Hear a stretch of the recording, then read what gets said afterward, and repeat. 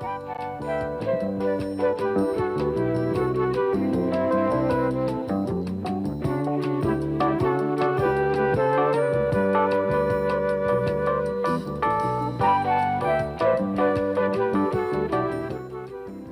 to Ball State Today.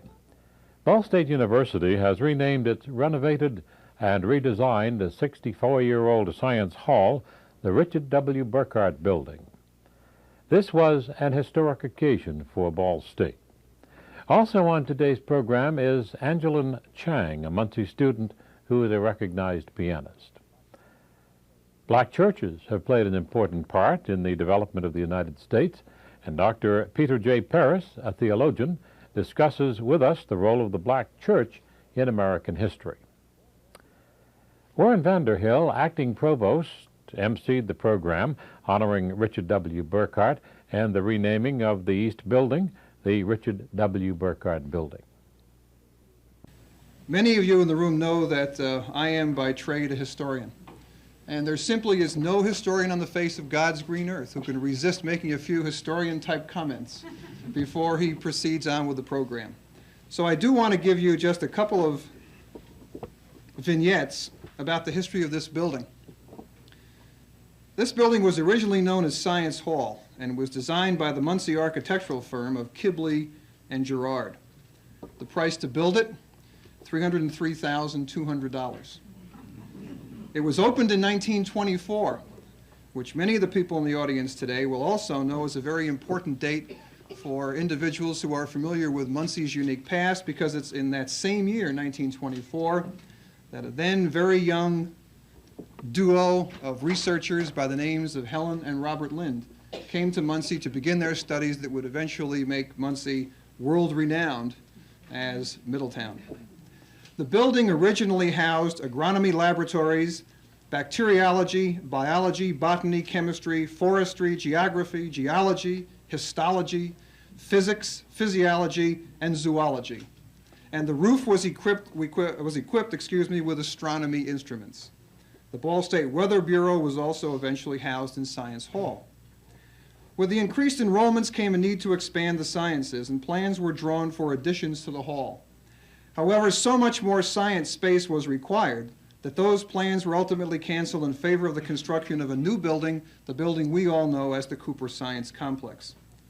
When the science departments moved to their new quarters, space became available and other areas of the university moved in. In 1976, Science Hall was renamed East Quad and housed the Department of History and the university's Computer Center. More recently, with the addition of the Bell Building, University Computing left. Then it was decided to rebuild this structure. Beginning in 1984, East Quad was totally gutted, leaving only floors and load-bearing walls. The structure has been brought up to fire and handicap services codes and totally redone, and I'll get this cost in when you compare it with the original, for a cost of $4.5 million. We certainly thank our trustees for their astute decision to redo the building. $4.5 million was indeed a small price to pay for the building you see today. Indeed, to duplicate this structure would have cost $6.8 million. We're also most appreciative of the fine job that the Scholler firm did with the design. Richard W. Burkhardt's mark on the Ball State campus will go far beyond his name on this building or his portrait in the library. He served the university for 33 years. After earning his undergraduate degree at Knox College, where incidentally Dorothy was also graduated and now serves on the Board of Trustees there, Rich earned graduate degrees from Harvard University. He taught in Massachusetts and Oklahoma and then went to Syracuse. Coming here in 1952 from Syracuse, he was the Dean of Teachers College, then Vice President of Instructional Affairs and Dean of Faculties. He was acting president after Dr. John Pruce resigned, and then was named Provost and Dean of Faculties, and finally University Distinguished Service Professor and Professor of History. But it was the person rather than the position he occupied that made the significant impact on our university. I first heard of Rich Burkhardt when I appointed an administrator from Ball State named Norm Norton as Provost at Indiana University of Pennsylvania. And we worked together for about 2.5 years. And during that time, as difficult decisions and issues would arise, Norm Norton would often say, "Burkhardt and I did it this way," or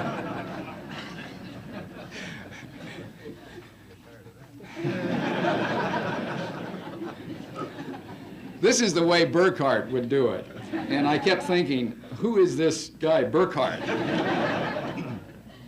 But having had a chance to meet Rich Burkhardt now almost 3 years ago, I can understand what Provost Norton was saying when he was suggesting that we follow some of the guidelines and some of the decisions that Rich had made at Ball State. As I've talked with many of you who were closely associated with Rich over the years, one word keeps coming up, and that word is integrity. Integrity means being complete or whole, having soundness, maintaining sound moral principles, being upright, honest, and sincere. These terms aptly describe Dr. Richard Burkhardt and his work at Ball State University. He has many interests, but he is committed to doing well whatever he undertakes, one of our goals at Ball State University. He's a great person to emulate and to follow. Rich is committed to doing the very best he can, whether it be sailing or reading or listening or worshiping, guiding, learning, writing, studying, or teaching. He's a teacher, a husband, a father, and to many of you, a colleague and friend. But you know him as who is a person who is thorough and who completes the task. You know him as a person who possesses integrity. His influence at Ball State University can be measured by the programs which he was instrumental in establishing. For example, Indiana's first College of Architecture, the 2-year medical education program with Indiana University, several doctoral degree programs, 5 colleges, the honors program, the academic opportunity program, the London Center and several other international programs, and the Town and Gown lecture series.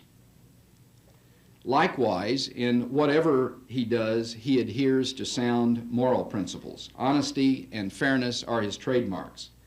These qualities are to be found in all aspects of Dr. Burkhardt's life: his work, his play, his home, his hobbies, his church work. He serves them all and serves them with integrity that each of us can emulate. Our gratitude to Rich Burkhardt for the quality of his leadership and his long and varied service to Ball State is demonstrated by the trustees' decision to name this building for him. As a renovated building, it maintains the integrity of its original design and intent.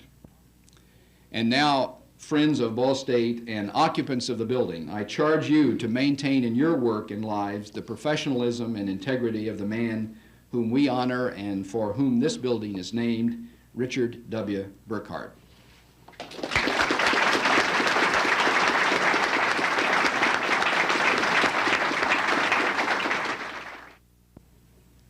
You are an inspiration to this university as a scholar, administrator, teacher, author, and patron of the arts.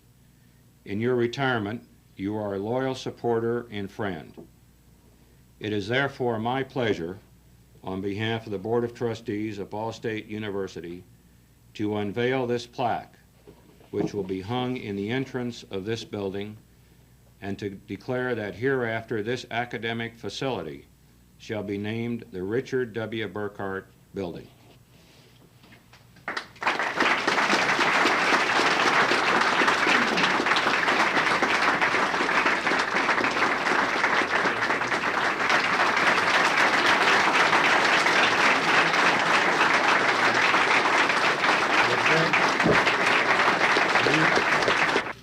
Well, I'm certainly glad that there are so many members of my family and so many of my friends here to hear all the things that have been said.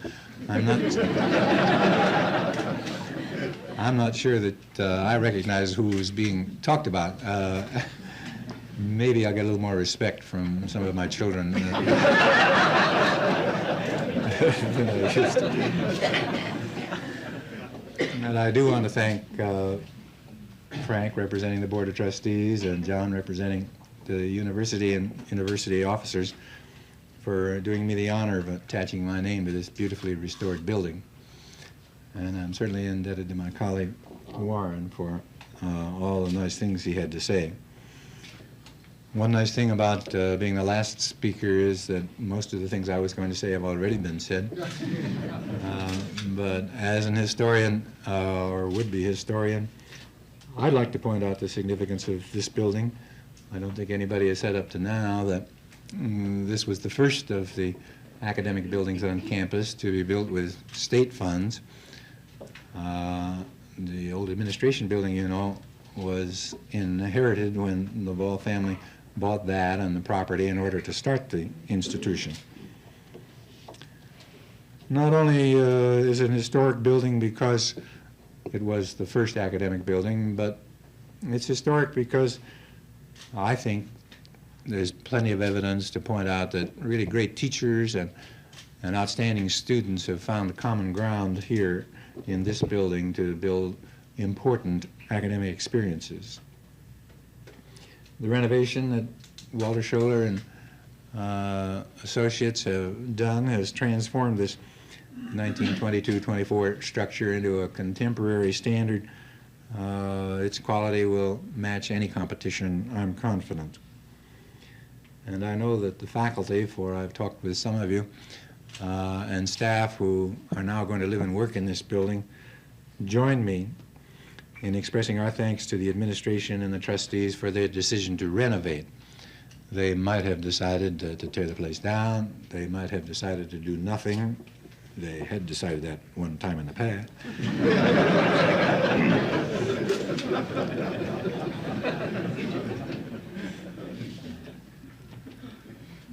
I think the faculty and staff would want to join me also in saying thanks to those members of the faculty committees who work so hard. For it's typical of Ball State University when a building is being built or renewed that the inhabitants have an opportunity to say something about what's going to happen to it. And I know that no building, in spite of the quality of the architect and in spite of the quality of the construction firm, really comes to this level of completion without the assistance of Ball State staff like Maury Mann, who started the building, and Bob Mantock, who has seen it to its present level of completion. It's my thought that faculty and students who are going to teach and learn here, already known for their high academic standards, will in the years ahead be stimulated by these beautiful surroundings to attain even higher levels of intellectual attainment. And to them and to all those who are engaged in the special services like the Honors College and the London Center, I offer my best wishes for a happy and a fruitful future here. Angelin Chang, a Ball State concert piano student, has won several awards in her young career. Among them, the National Young Artist Award, Young Keyboard International Artist Competition in Michigan, a full scholarship to the Aspen, Colorado School of Music, and a full scholarship to the Interlochen Arts Academy in Michigan. Miss Chang plays for us Chopin's Etude Opus 10, number 4, C-sharp minor.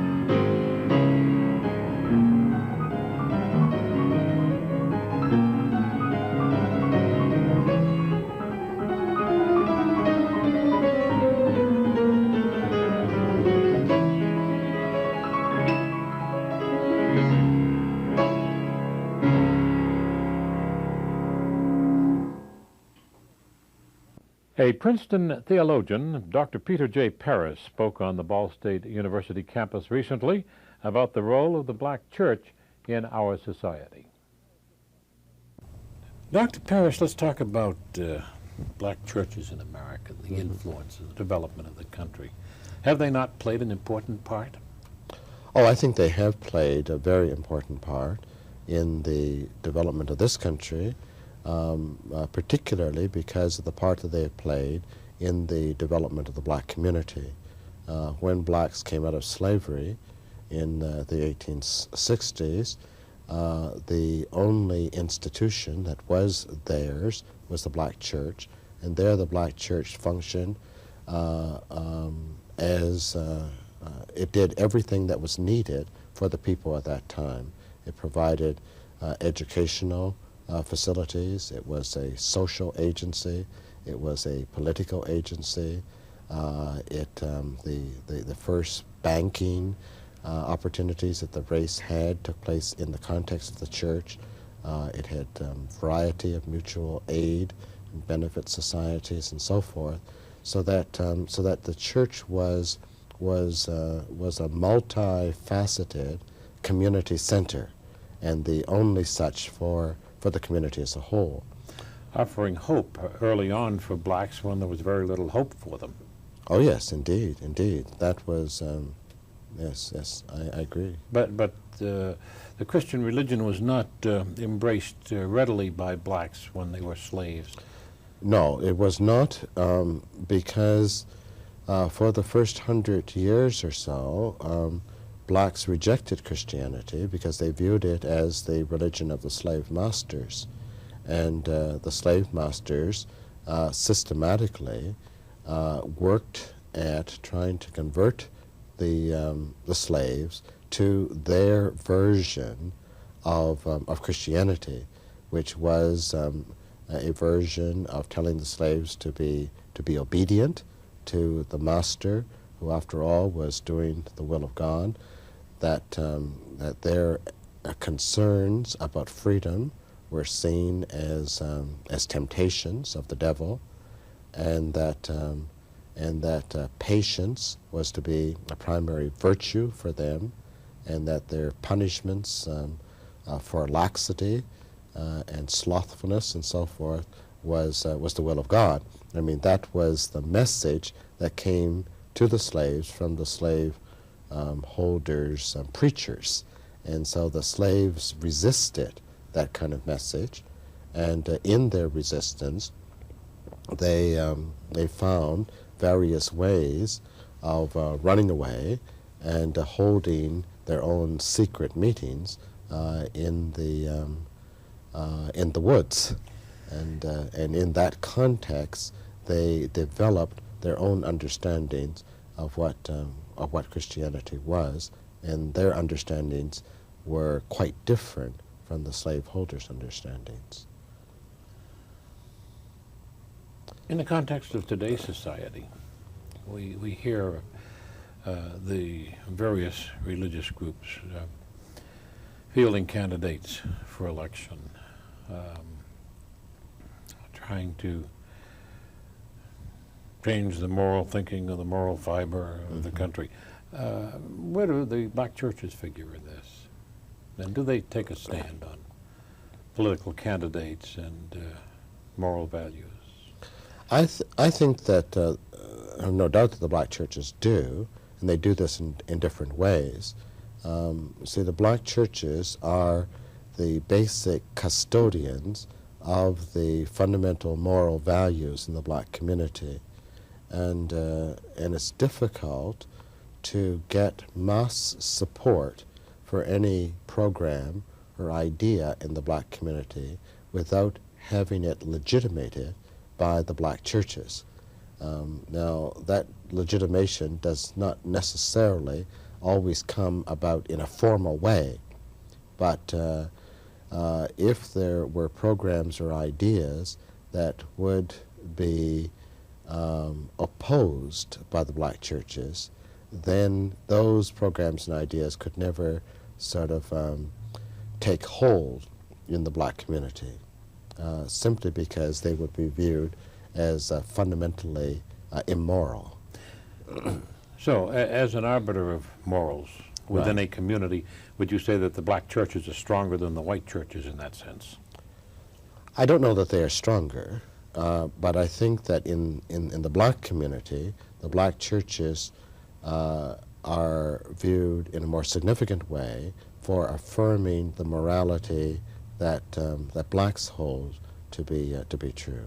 I think similarly, the white churches affirm and legitimate the morality that is standard in the white community.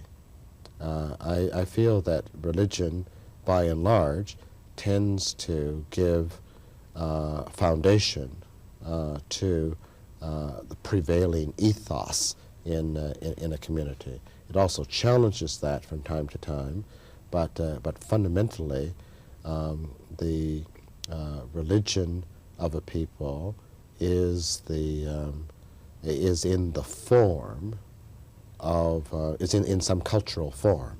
That is, well, one philosopher has talked about religion being the substance of culture, and culture being the form of religion, and in which I take to be rather seriously, so that the substance of black religion then is different from the substance of white religion.